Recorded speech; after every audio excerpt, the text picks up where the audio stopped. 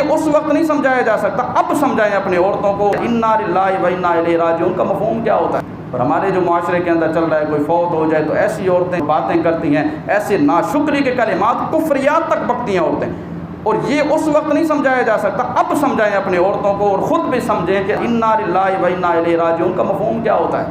ہم اللہ کے لیے اور سب نے اللہ کی طرف لوٹنا ہے۔ اچھا، یہ باتیں بڑی آسان ہیں، مشکل آئے اور اس وقت میں یہ ذہن میں رکھنا کہ میں اللہ کے لیے ہوں اور اللہ کی طرف ہی میں نے لوٹ کر جانا ہے۔ مصیبت میں کوئی ایسی ذات ہے کہ سارے رشتے بھی ختم ہو جائیں تو وہ رشتہ اس ذات کا میرے ساتھ برقرار ہے، وہ ذات اس وقت بھی میری مشکلات کو ختم کرنا چاہے کر سکتی ہے، اور کرنے پر قادر بھی ہے۔ اگر اب یہ ختم نہیں کر رہی تو اس میں بھی اس کی کوئی حکمت ہے۔ یہ سمجھنا، یہ قرآن کا درس ہے۔